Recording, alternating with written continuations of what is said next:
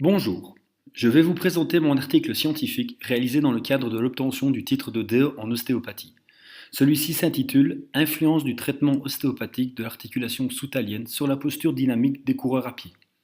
Cet article a été réalisé sous la direction de mon promoteur, M. Stenho Dominique. Intéressons-nous tout d'abord à l'importance posturale de l'articulation soutalienne. Il a été démontré que l'articulation soutalienne avait une influence importante sur la posture globale du pied, qu'elle permettait également la prédiction des oscillations posturales corporelles, et à titre plus général,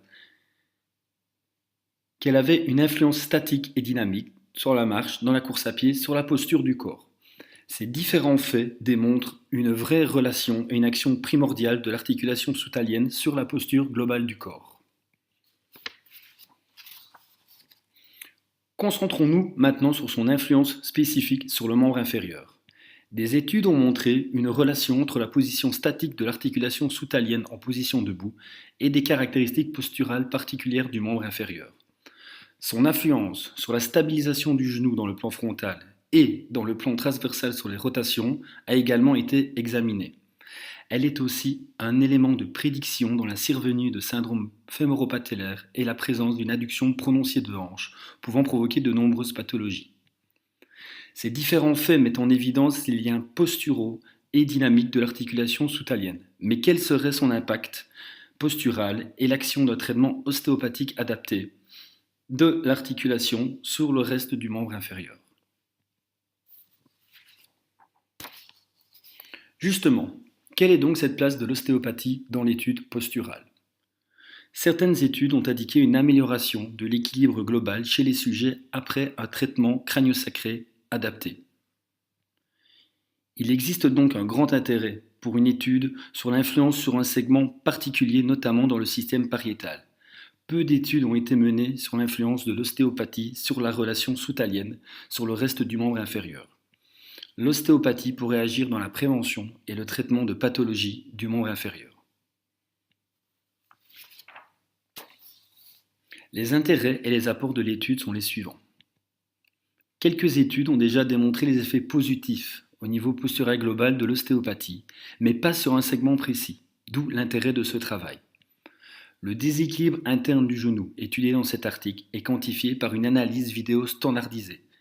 Il s'agirait donc d'une évaluation objective du traitement ostéopathique. Un intérêt essentiel est également de mettre en avant l'importance, l'intérêt et l'efficacité de la pratique de l'ostéopathie au niveau postural et de consolider son rôle dans la prévention et le traitement de pathologies du coureur à pied.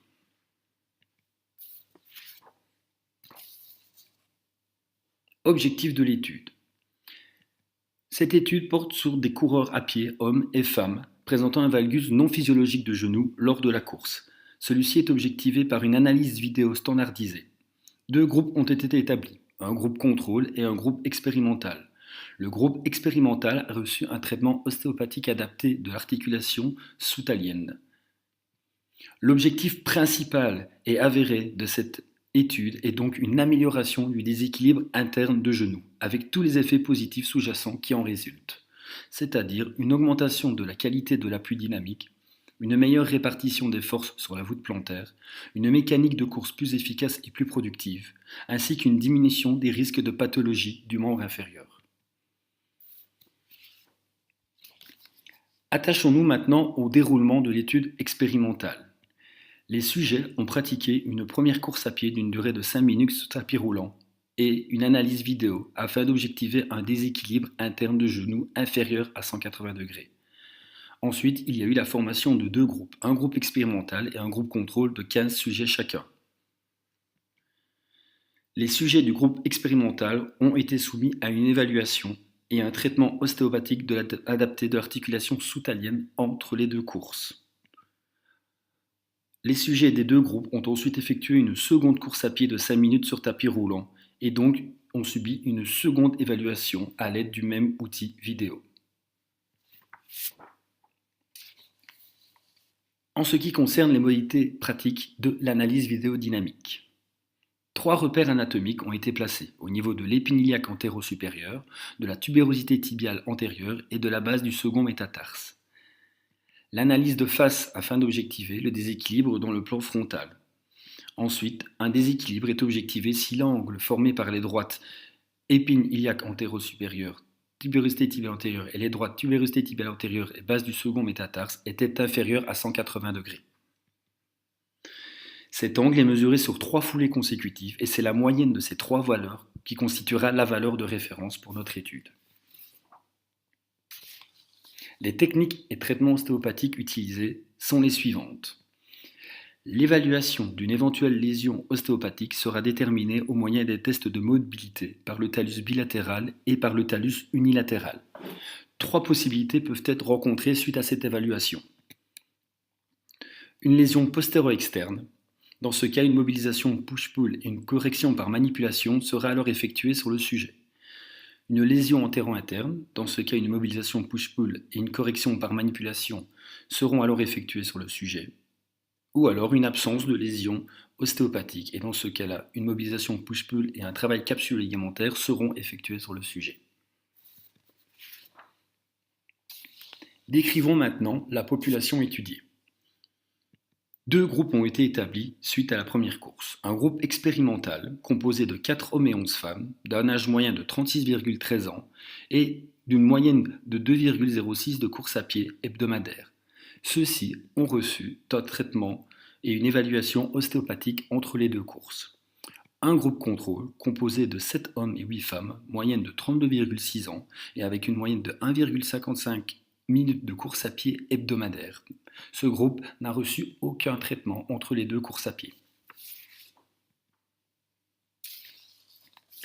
Passons maintenant aux résultats. Ce tableau reprend le valgus moyen durant la première course, le valgus moyen durant la seconde course, la variation angulaire moyenne et l'écart type du valgus chez les différentes populations de sujets étudiés dans le groupe expérimental. Le paramètre le plus important est cette variation angulaire moyenne du déséquilibre interne du genou, ici dans le tableau surligné en rouge, pour laquelle on constate une amélioration de 1,74 degrés dans la population générale après le traitement ostéopathique. Le second tableau de résultats présente la variation angulaire moyenne et l'écart type du valgus chez les différentes populations de sujets étudiés dans le groupe contrôle. Encore une fois, le paramètre le plus important, également surligné ici en rouge, est la variation angulaire du valgus lors de la deuxième course. On peut constater une très légère accentuation du valgus du genou pour les sujets n'ayant pas reçu de traitement ostéopathique.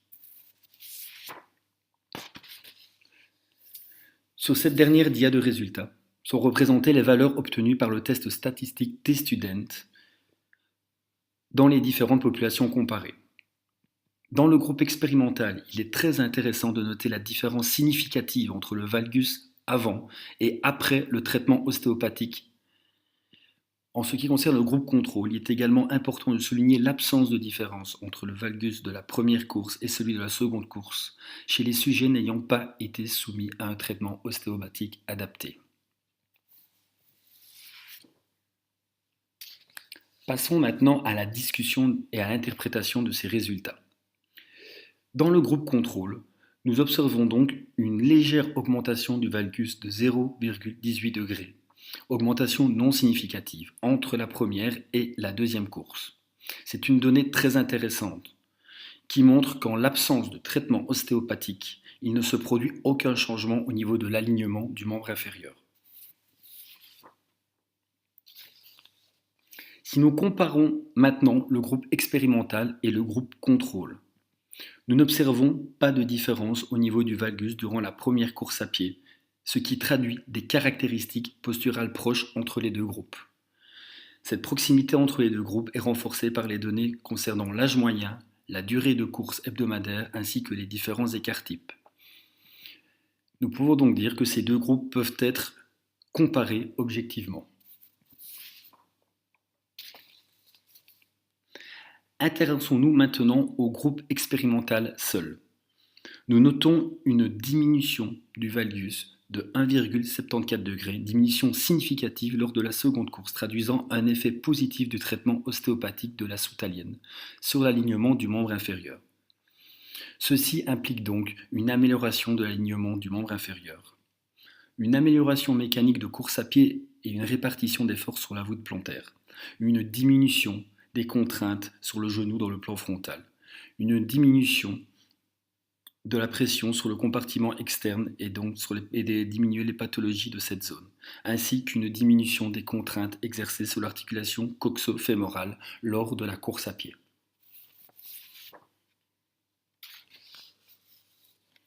Comparons maintenant de nouveau le groupe expérimental et le groupe contrôle. Nous n'observons malheureusement pas de différence au niveau du déséquilibre dans le plan frontal durant la seconde course à pied.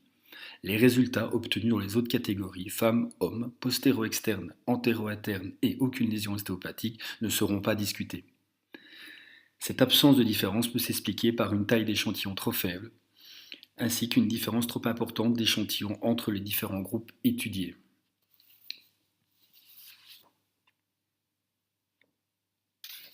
Cette étude présente quelques lacunes, principalement expliquées par le peu de temps disponible pour la réaliser. Cependant, un approfondissement apparaît très intéressant. L'expérience peu élevée du thérapeute, pouvant amener des biais lors de l'évaluation et le traitement. Un seul thérapeute effectuait l'évaluation et le traitement. Plusieurs thérapeutes permettraient d'augmenter la fiabilité inter-évaluateur des tests. Une troisième évaluation, après une période déterminée, permettrait de valider la durée dans le temps des effets positifs du traitement ostéopathique.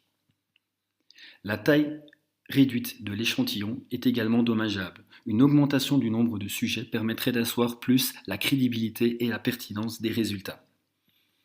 Un même nombre de sujets dans chaque population permettrait une comparaison et une différenciation des effets du traitement sur les différentes lésions ostéopathiques de l'articulation soutalienne. Pour conclure, cette étude porte donc sur l'influence ostéopathique d'un traitement adapté sur la posture du membre inférieur via l'articulation soutalienne. Il a été démontré une influence positive et un réel effet du traitement ostéopathique avec une amélioration de l'alignement du membre inférieur. Il apparaît donc d'un grand intérêt de poursuivre et d'approfondir ce travail qui présente actuellement quelques lacunes que nous venons d'évoquer à l'instant. D'autres études expérimentales du même type s'avèrent également importantes pour une validation objective des effets positifs de l'ostéopathie sur les équilibres posturaux, dans la prévention ainsi que dans le traitement des pathologies diverses. Je vous remercie de votre attention.